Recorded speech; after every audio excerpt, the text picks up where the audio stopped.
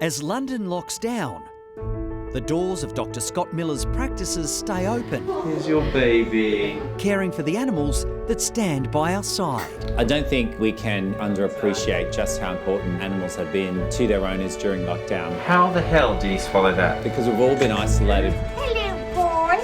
And the fact that they give us that unconditional love and that security has been so invaluable to so many people. Oh my God.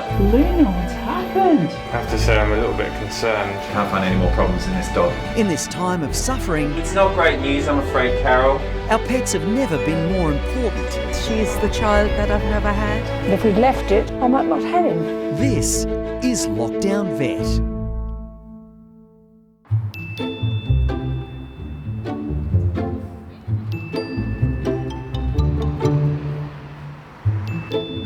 Julia, can you hear me okay? Oh. Still no? You can't hear me? No. You can't hear me? Oh. Wait a minute. Oh, here we go. There, you've done it. Yes, I just pressed a whole lot of things and it said call in internet audio. So I pressed that. Never let it be said that old people aren't good with technology. What do you mean, old people? I know! What do you mean, old people, you cheeky boy? You know what? As soon as I said that, I thought she's going to have me for breakfast. Yeah. I absolutely adore Julia. Good morning, Julia. Hello, Scott. Hello, There she is. gorgeous. How lovely. She is a class act. Bubbles, baby. Oh, hooray, Baffy. Look, Baffy, you're going to have some of that. She's so strong, she's fun, she doesn't appreciate just how much of a smile she puts on the face of everyone at the practice when she walks in the door. Why don't we talk about the loves of your life? So which problem child should we talk about first? Should we discuss Baffy? Julia's family consists of a very spoilt pug called Bafta, who has had a few issues in her life, but she's still going strong. And she also has a cat called Tyrion, who doesn't want to be left out. And when they go on lovely walks around Richmond, it's the Three Stooges walking around together. Right, Baffy, who is fast asleep in her bed down there, very happy, but her back legs are wobbly. I think that's the best way of describing it.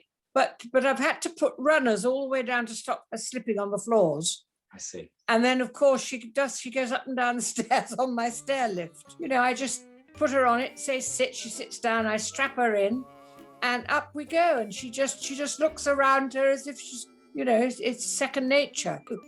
Yeah, fabulous. Right, so next on the list of problem children is young my Tyrion. stripy boy, Tyrion, yeah. Historically, it has been Bafta who has struggled, but these days it's been Tyrion. He was initially diagnosed with diabetes last year, and now we've found a very strange lesion on his toe, and unfortunately, it is a very rare kind of cancer. It is a diagnosis that the pathologists at the lab have been really flummoxed by, and they are saying that it's one of the rarest kind of cancers that they've ever seen. In this case, though, it is a bit different in that this type of tumour is on a toe in a cat, which is very strange. So you think it should come off? 100%. I absolutely think that we do need to take his toe away. Right. And I'd just like to say to you, Scott, if something happens, don't worry. No, seriously, because, you know, he's got all these complications and something might happen and he might, you know, need to, well, I don't like to say it, but if it does, I know that whatever you do will be the best for him. Bless you, Julia. Thank you. The last thing I want him to do is to suffer. Julia is an incredibly dedicated pet owner, but also we have to remember she is nearly 80. She lives on her own, and lockdown's been tough for everyone. And so I said to her, look, I want to take Tyrion away for a while to allow you to rest and for us to fix all the problems that he has. You know, fear not, we'll do our very best, and we will hopefully get Tyrion back to you in one piece, well, besides a toe. Very simple. Just minus a toe, yes. Minus a toe. Oh, Scott, thank you so much. Really, truly. Good morning. Hey, We how's it going? Tyrion here. Hello, See handsome boy. you. I'm very lucky to be supported by two of the most incredible, dedicated and wonderful veterinary nurses, Sam and Nathan. They are now a couple. They've offered to look after Tyrion at their home. How's it been going? Boy. Yeah, really good. Yeah, no, he's made himself at home. He's just not paying the rent. Honestly, you cheeky monkey. We now have to address the toe, and that's the real concern that we've got today. So there's the toe there. So it's a type of sarcoma. It normally is attached to bone, and unfortunately it normally comes with a death sentence. This particular case is one that's so obscure that the pathologists are suggesting there is a chance that if we do amputate his toe, he potentially could be cured, which is something I never promise owners that have this particular condition. The first thing we will do, however, once he is anaesthetised, we will x-ray his chest. There is the possibility that the horse may have already bolted and the cancer on Tyrion's toe has already spread. The sarcomas are known to be really nasty, very malignant tumours. They normally spread to the lungs, so that's somewhere that we'll have to look. Don't know why I feel a bit extra nervous. There is an extra layer of concern when it comes to trying to treat a condition that has barely been seen by any veterinarian on the planet when it comes to treating a cat. All right, x-ray. That's quite daunting for me.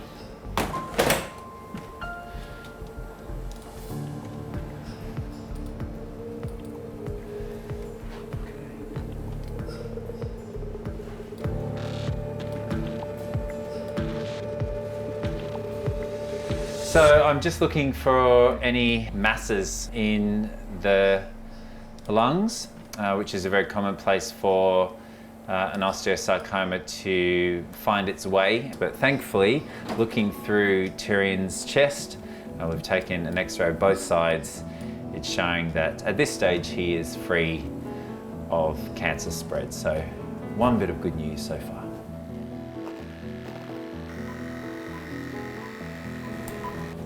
How's my boy doing? All good? All good. Yep.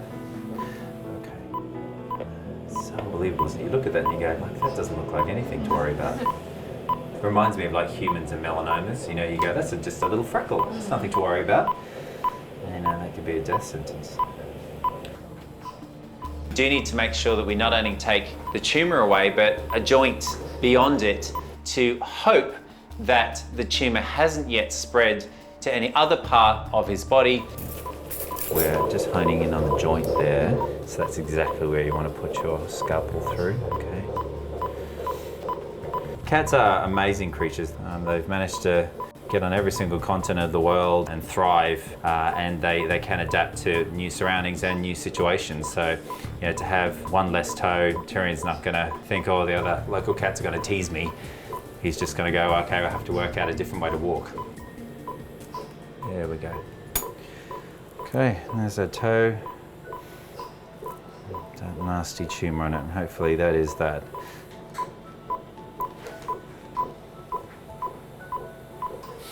Okay, all right, so that's done very well. So yeah, so we can wake our boy up.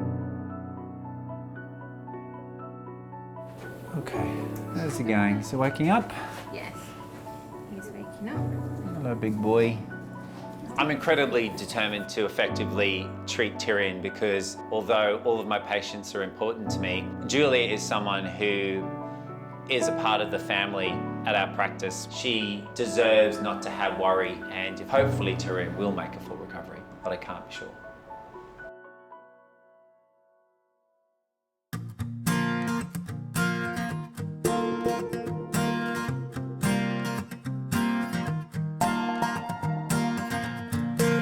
Hi guys. So this is Jackson. Today I've got a really interesting patient coming in. Jackson is an American Cocker Spaniel who has a smelly face. Hi, Jackson. So Laura, the question is for you is, What do you think the problem is? Well, it's a bit of a smell coming from this end. Yeah.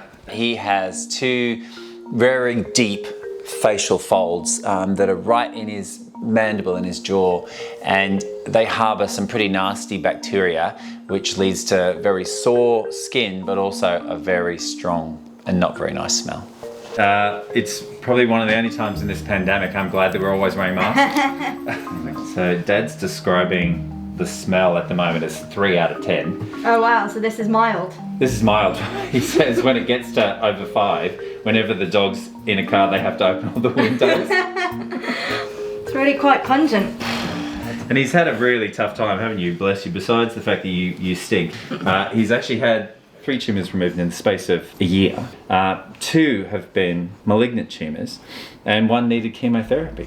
Strangely, with Jackson, he has started to have more of a problem with his facial folds after the chemotherapy. Now, whether that's messed with some of the natural bacterial flora of the skin, I don't know, but now he's getting infection and inflammation in these folds, and this isn't just an issue of something having a bad odor and that's why we're treating it. It's actually causing him discomfort. So now what we've got to do is yet again put you under the knife, mate. So this time, a doggy facelift. Should we sort you out then? Yes? What do you think? Oh no. No kisses for you, mate. Not until after the surgery. Hey? Yes. This surgery is a funny one because I'm not 100% sure how I'm going to go about it before I do it. And that's just because his face is covered in fur, and until I clip all that away, I can't really see how deep the folds are, how much tissue I need to remove. So it's basically a case of, I know I need to do surgery, I just need to get into the surgery room in order to do it. It's just below the gum. So the gum line's there, and then the fur is here, and it's sort of just between the two. On his lip? Yeah, he's got this just really deep fold. Because there's 2 options. I've either can take tissue out from the center, which would then do that. But what you're left with is quite diseased tissue. So there's also an argument to actually remove the diseased tissue and get the tension from there. Mm-hmm. And lift up. Okay, I think what we'll do is we'll just clip the whole area, the whole chin, and then we'll just see if it looks any different that way. Man, that is gross. It's making my eyes water. It's nasty. What Jackson needs ostensibly is plastic surgery. We need to remove some wrinkles and replace it with flat, smooth skin. Now, I'm not doing that from the point of view of aesthetics because he's a great looking dog. I'm doing it for his comfort. So sort of that's really horrible. Ooh. For Jackson's owners to try and keep this area clean would have been really difficult because it is already sensitive and that would be downright painful, what I can see here. And so he's going to shy away from doing that, and it's, you'd have to really scrub it to get this bacteria out. And unfortunately, it's a temporary solution. Thank you. Good boy.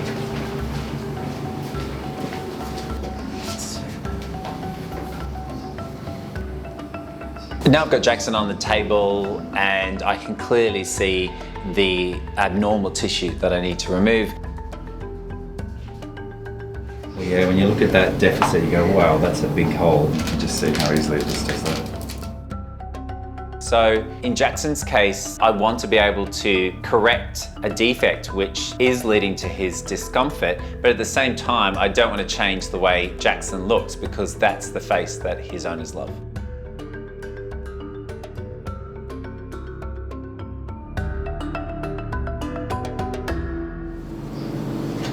So that is done.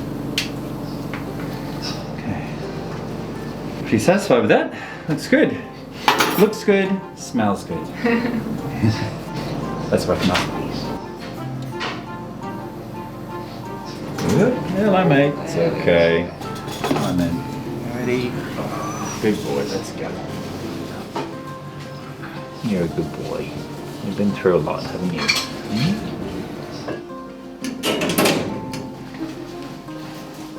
cute dog is recovering and puts its tongue through a cage door. I mean, that's a photographic opportunity that most people wouldn't pass up.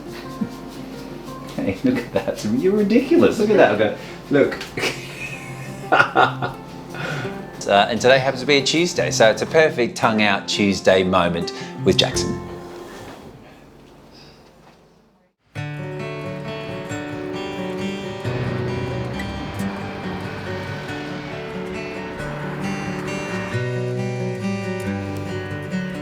So he's had an infection in the mouth for a long time, for it must be 8 or 9 months, and tried all different types of antibiotics, which unfortunately didn't work. And it was kicking out quite a bad smell actually, which wasn't very pleasant. So they've done a little sort of cosmetic surgery on him to try and fix it basically. Hopefully it's worked. Now the surgery is over, I cannot tell you how good it is to breathe in fresh air around me and not have that horrendous pong. Oh, you smell lovely, eh? Jackson smelt on a level that you will never fully understand. It was like scraping the bottom of a garbage bin that had been out in the sun in the middle of an Australian summer. You just smell like a dog now instead of a dump. That's nice. But after doing the surgery, we've had a great result. He looks good and the smell is gone. Should we go see Daddy? Hey, come on. Let's go see Daddy. Let's go. Come on then. Good boy. Here he is. Hello. Hello. Say hi, Dad. Yes. Oh. First thing you get is not what he looks like, but he smells. Yes. So much better. Yes. So I'm just going to lift him up like this, and hopefully you can see just under his chin there. Oh yeah. So he's basically got two incisions on either side, haven't you, mate? Yeah. So yeah, there was really sort of two canyons of bacteria and pus and hair, which were incredible. And I was saying with my colleagues that, you know, today was a 3 out of 10 day. Goodness me, I wouldn't want to be in your house on a 10 out of 10 day. You would have had to know outside if it was a 10 out of 10 day. Tom is one of those owners that absolutely loves their dog with quirks and smells. Doesn't matter. He was just happy to have Jackson back in his arms. But I do think when he gets home, he will appreciate that the environment smells better, and I think family and friends, and possibly even neighbours, will be very thankful that Jackson's had the surgery. Yes, you're such a handsome boy. Yes. And now all the girls will like you because you don't stink. Do you want a tennis ball? It's up to you. There you go. Come on then, get out of here while you still can. I don't always give my patients treats as they walk out the door. The fact that we have performed surgery 4 times on poor Jackson in a very short space of time, if anyone deserved a tennis ball, it was him. Jackson, see you, buddy. Ah, very cute. Nice. That's the first time he hasn't wafted out the door.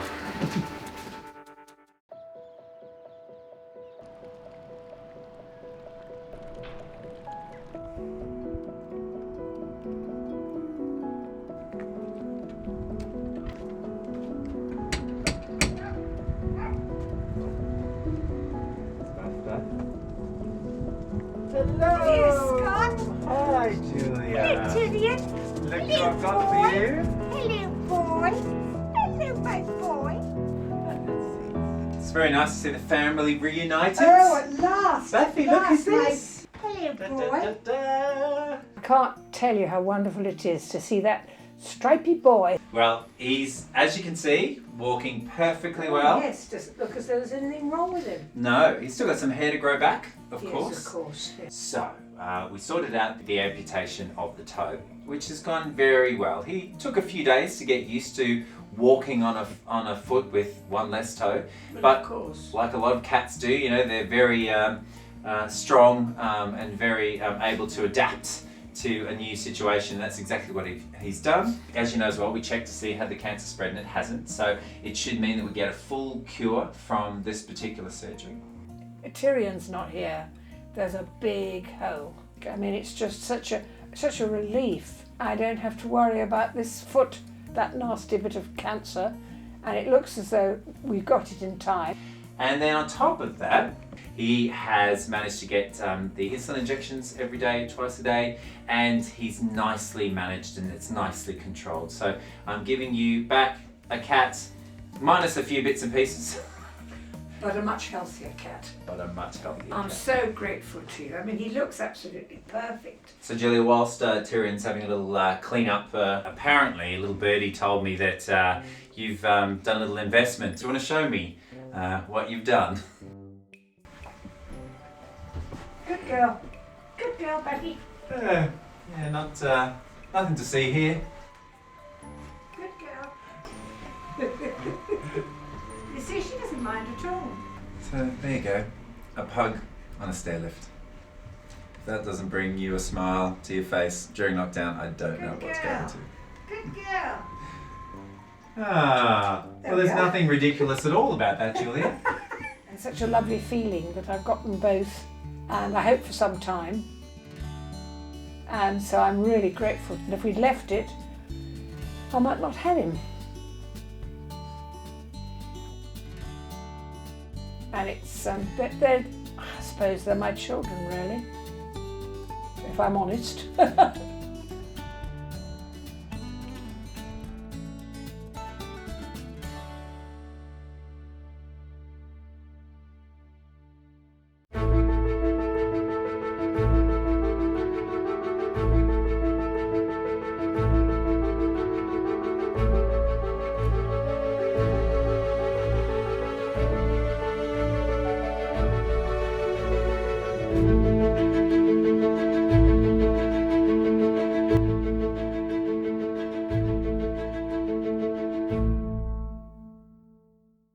Hi, I'm Dr. Danny Dusek. If you love our show and want to see more amazing stories from the Bondi Vet team, just hit the subscribe button. Click that little notification bell and we'll see you for our next video.